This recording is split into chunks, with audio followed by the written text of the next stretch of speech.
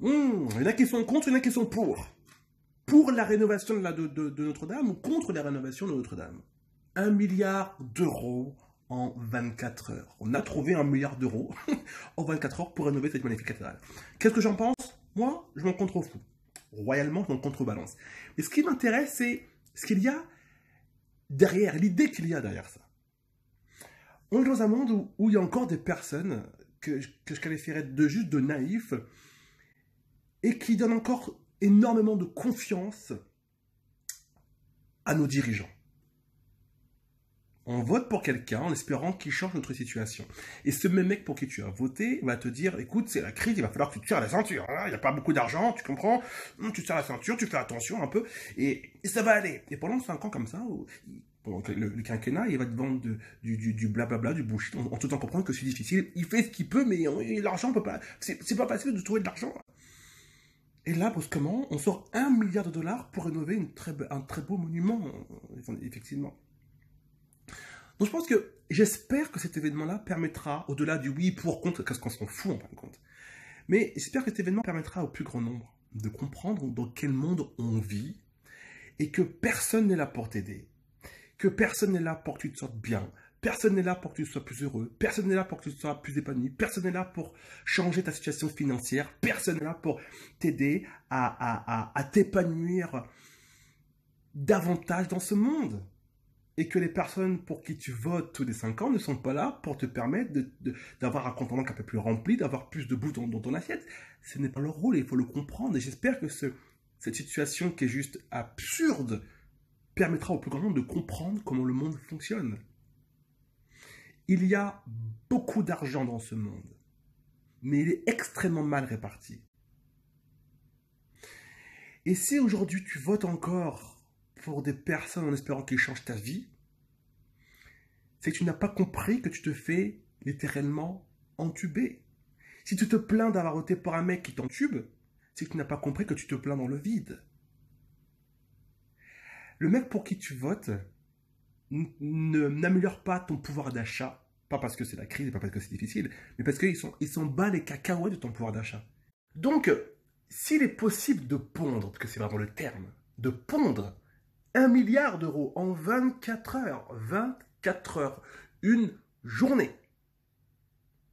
Pour réparer une structure. Un bâtiment qui a pris feu. Mais qu'on ne peut pas sortir 100 fois moins. 100 fois moins. Pour sortir tous les SDF de France de la rue. 100 fois moins. Pour aider tous les pays pauvres. On a des pays où 80% de la population crève la dalle. Si c'est pas possible, il ne faut pas être naïf. D'accord? Il ne faut pas être naïf. Encore une fois, il ne s'agit pas de dire si on est pour ou contre le fait de restaurer la structure. On s'en fout. C'est pas important.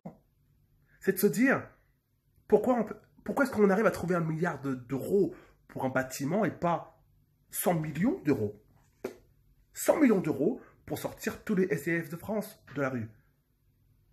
Ou la même somme pour éradiquer la pauvreté dans le monde. La pauvreté et la faim dans le monde.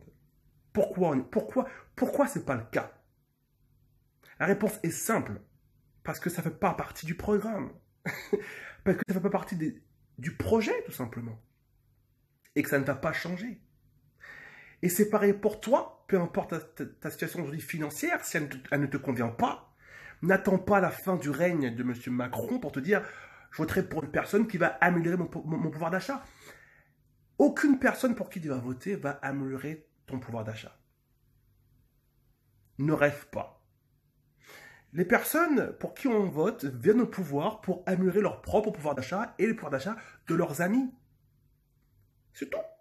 Fin de l'histoire. Tu ne comptes pas. On ne compte pas dans l'équation.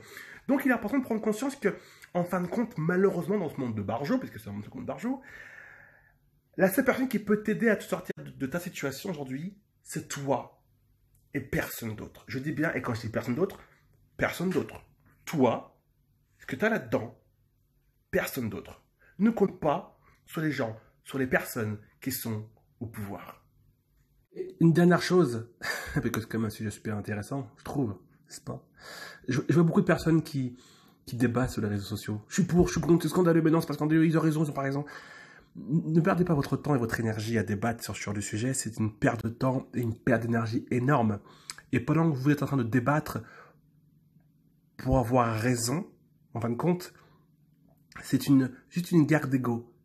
Tu penses avoir raison, l'autre pense avoir raison, du coup vous vous combattez. Mais ça ne change rien à la situation. Et ça ne remplit pas plus ton compte en banque et ça t'offre pas un pouvoir d'achat plus important, ni à toi, ni à la personne qui n'est pas d'accord avec toi d'ailleurs. Ne perdez pas votre temps avec ces discussions stériles. Ce temps-là, gardez-le pour vous, pour créer un avenir qui vous plaît et pour peut-être vous sortir d'une situation qui ne vous convient plus depuis des années. Maintenant vous avez compris, les amis, que vous êtes la seule personne responsable de votre présent et de votre futur et personne d'autre.